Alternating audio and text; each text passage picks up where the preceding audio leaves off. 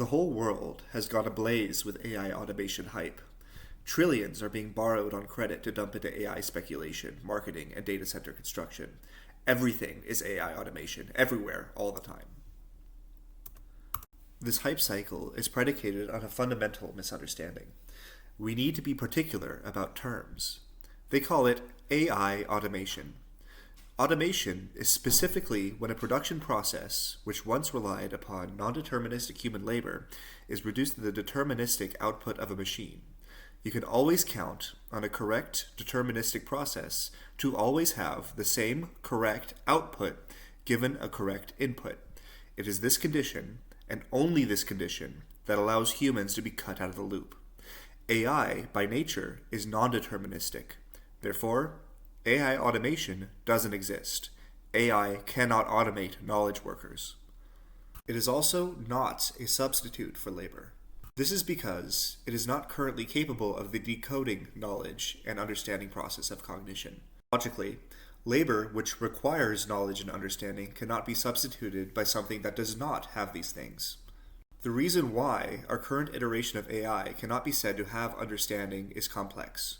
One fundamental reason is because it does not have emotion. Consider the skepticism problem. A problem we have been trying to solve since the beginning of time is, how do we know anything? In the words of Lao Tzu, how do I know I was a man dreaming of being a butterfly, and am now not a butterfly dreaming of being a man? There is no logical limit to skepticism of information revealed to us. Nothing can be known for sure. So why do humans believe in anything? It is because all knowledge is an emotional post-rationalization. The prerequisites for knowledge, consciousness, and identity are a belief in these things. Without the ability to emotionally post-rationalize belief in reality, in knowledge, and the self, no thinking machine can achieve knowledge and understanding. The transformation architecture that AI currently uses does not provide a mechanism for shifting emotional states the same way humans have. Therefore, it cannot construct the theory of mind required to be said to have knowledge and understanding. Therefore, it is not capable of knowledge. To reiterate, knowledge labor cannot be substituted for something that does not have knowledge. Generative AI cannot be correctly classified as an automation of human labor. Neither can it be classified as a substitute for human labor. Instead, it is a labor multiplier. The result of this is that the need for knowledge labor will not only remain in capitalism, but intensify. AI is only a productivity multiplier. As such, knowledge labor will eventually be in a stronger position because of AI, not weaker. One may say, I have only made a semantic argument so far. They would say I haven't gotten to the fundamental issue. The market is driven by supply and demand. Even if AI technically cannot automate things, automation generally serves as a labor-saving innovation anyhow. Regardless, if the demand for labor in a particular production process is reduced, this will still cause the displacement of the class of workers who carried out that task. This is not true. There have been significant displacement due to technological advancements in history, but that was because those workers were automated. A famous example is the human computer. Society once kept a body of workers whose job it was to perform mathematical calculations by hand. Then, electronic computers came and automated the process. The production process of mathematical calculation, which had once relied on non-deterministic human labor, was then reduced to the deterministic output of a machine. Human computers were no longer necessary. End of discussion. Period. Consider another example of a labor-saving technological advancement. Software, such as Microsoft Excel, has rendered administrators, bureaucrats, and clerks several times more productive than before, but have mostly enhanced the productivity of their labor rather than automating it. As such, if the assertion that labor-saving technology, as a rule, reduces the demand for labor and displaces the workers who carry out that task is correct, one would expect clerks, administrators, and bureaucrats to have dwindled in number. But this is not the case. Rather, the opposite is true. There are a horde of these sort of workers in the modern economy. Microsoft Excel, being a labor multiplier rather than an automation of knowledge workers, has multiplied their number. The truth is, capitalism doesn't optimize labor to fulfill human needs on a market. Rather, capitalism builds a great hoard of stuff and will optimize for stuff with the greatest dollar value to inflate the net worth of assets held by capitalists. The law of supply and demand is a gross oversimplification. What this means is that capitalism will optimize for types of labor that is the most productive, dollar value-wise, irrespective to the saturation of such a product in society. The laws of supply and demand don't apply if the cost of storing a commodity and selling it later for its full market price is less than the value lost selling a product prematurely. The effect of AI labor-saving automation of knowledge workers will be an optimization of the employment of a greater amount of knowledge workers. If this sounds absurd, it is because we are lacking perspective. The only sane reaction to an insane world is insanity. Bear with me, and I'll illustrate the absurdity of the system we're living in.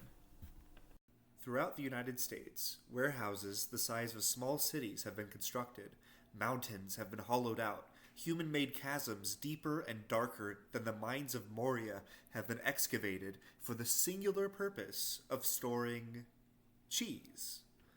It is known that the cheese caves in America store at least 1.4 billion pounds of cheese. This is not accounting for private storage, only state storage. A much greater amount is likely. A bit of napkin math, with each gram of cheese being somewhere between 4 to 9 kilocalories, the cheese caves in America could feed every American their daily caloric needs for 5 to 10 years. With cheese, only cheese. There also exists a greater hoard of grain, meat, dairy, vegetables stored in public and private storage in the same manner. It extends beyond agricultural products. There's an impossible amount of automobiles, consumer electronics, homes, office supplies, industrial machinery, products of all shapes and sizes rusting away in giant warehouses. Is there a lack of employment in the production of these things because there's too much of them? Not at all. As said before, the point of the capitalist system is to optimize for the greatest hoard of commodities held by the capitalist owners. If supply and demand hold true, how can this huge glut of commodities be sustained? If the laws of supply and demand hold, many industries should certainly be bankrupt. Such a great supply of commodities are on the market that one would expect that they would be sold for next to nothing. At this point, with the conventional view of supply and demand holding true, we would expect farmers to be paying us to take cheese.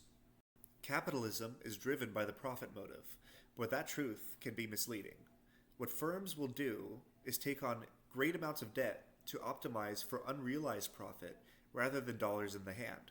What firms typically do is optimize for the greatest dollar value of product created, hoard them as assets, then borrow against those assets so that they can keep creating a greater amount of products. As long as unrealized profit outruns debt taken on, the firm can survive. Generating real profit becomes secondary to accumulating assets. This is the optimal strategy. Consider an economy of homes. Two firms exist, one that builds luxury condominiums and one that builds affordable housing. Both start with the same money to invest, $1 million. Let's say that each unit of affordable housing has a market price at a rate of $250,000, and it takes 1 labor year to make. Let's say that a luxury condominium has a market price of $1 million and takes 2 labor years to make. When I say labor year, let it be the full labor time needed to create all the materials, assembly, planning, etc., inherent in the production process of that home. Let each labor year cost a bit higher than the median annual wage nationally, around $50,000. The luxury housing firm invests its principal capital, creating 20 affordable housing units. The luxury condominium firm does the same, producing 10 luxury condominiums. There is great demand for affordable housing at that price. As such, each unit is sold, leaving the affordable housing firm with $4 million in hand for profit. The luxury housing firm sells no units because few can afford a home for $1 million. Let's say it will take 5 years on the market to find a buyer for each home once it is built. The luxury condominium firm goes to the bank and takes a $9 million loan using their condominiums as collateral at a standard rate of 10% interest. This process repeats one more time. The affordable housing firm now has $16 million in profit. The luxury condominium firm once again takes a loan with its stock as collateral. It pays off its previous loan with the loan it just took, and then, at a standard rate of 2.5 times profit plus assets, it buys out its competitor, repurposing the firm towards luxury condominium homes. At no point has the luxury condominium firm sold a home or made any profit, yet it is victorious. The example was a simplification, but it demonstrates the point. You should notice that the affordable housing firm has a productivity of $250,000 per labor year, which is around the current national average for labor productivity. After subtracting labor costs, it has a surplus value extraction rate of $200,000 a year. The luxury condominium firm has a higher productivity of $500,000 per labor year, with a surplus value extraction rate of $450,000 per labor year. Although the affordable housing firm generated more profit, debt gave the luxury condominium firm the edge. The process of taking on debt against accumulated assets to build more assets guarantees that, with wages being equal, firms that employ the most productive labor win out, even if their products can't be sold. A feature of capitalism is that production possibilities expand faster than consumptive possibilities. The full production of a capitalist economy over any determinate period of time cannot be consumed within that same period. On one side of the production process, workers, by nature of their employment in a capitalist system, produce more than they are paid, as is a necessary condition for profit extraction from their work. On the other end, capitalists must save the money that flows up to them in order to pay for the labor and material costs of the next cycle. As such, the members of the system do not have the capability of buying all the products of it in any period of time. More is produced than can be consumed. Consider an economy of cheese. A capitalist pays a worker $25 to produce $100 of cheese. The worker consumes $25 of the cheese with their wages. The capitalist leaves aside $25 of the product to pay the worker next time, and only consumes $50. Of the product of cheese created, $25 still remains, without enough liquidity in the market in order to consume it. This process continues over and over again until we have cheese caves built into the side of mountains to store cheese that can't be sold. Again, a simple example, but it demonstrates the point that commodities are overproduced in respect to what can be bought.